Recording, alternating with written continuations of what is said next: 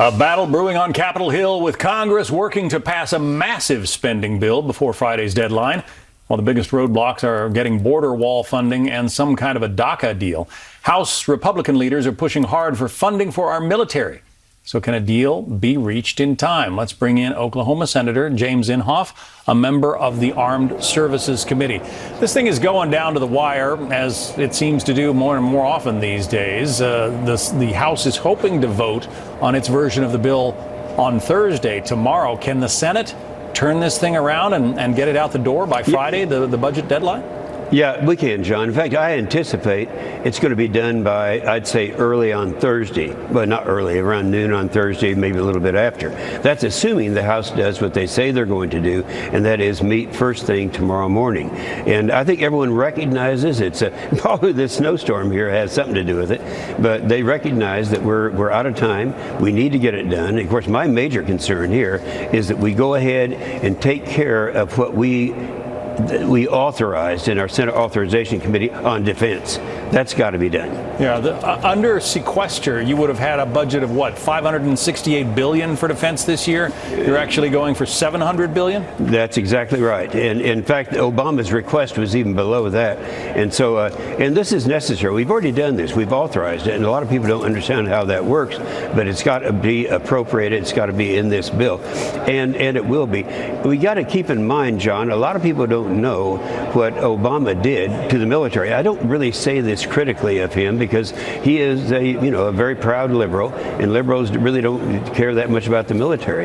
But we went down to the point at the end of last year, only 33% of our ground brigades, I'm talking about the U.S. Army now, could be deployed because of the maintenance problems and those problems. Same thing with the aviation brigades, and the same thing of our F-18s that the Marines use, 62% of them couldn't fly.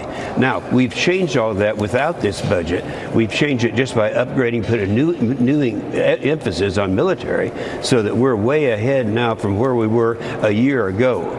Let's keep in mind that, Obama had a policy. He said you can't put any more money in defense unless you put an equal amount into the social programs or non-defense programs. And that's what we've changed now. It's called parity, and we have successfully changed that with the supplemental that we passed a short while ago. You seem to have a political soulmate in the Speaker of the House. Paul Ryan wants the military funded at higher levels. Here's what he had to say. Last year, we lost 80 service members in training accidents, in exercises. That's 4 times as many as we lost in combat last year. And it is because the military has been hollowed out over the last 8 years. And this budget agreement that we're putting together fixes that. We owe it to the men and women who are putting themselves in harm's way for us to give them the best equipment and the best training they can get so they can keep us safe. And right now, we're not doing that. It sounds, Senator, like you echo the Speaker's thoughts. Yeah, well, as a matter of fact, you can look at all the problems that you've talked about in the last couple of years with the Air Force and the Navy, the losses that we've had, the accidents that we've had. A lot of those can be pinned right back to the fact that we've underfunded the military and they're not taking care of the maintenance. The maintenance and modernization are the first things that are cut by an administrator, an administration that is not pro strong defense. Right now, I just got back from the Philippines, South Korea, Guam, Japan, all these areas where people are really building up. China, you know what they're doing right now in the South China Sea. All these things are happening. These threats are very real. And we kind of have lost the reputation of being the country that leads the free world, and we're going to change that. And of course, the Russians are making mischief all over their sphere of influence. Senator Jim Inhofe of Oklahoma, it's good to have you on. Thank you. Thank you, John.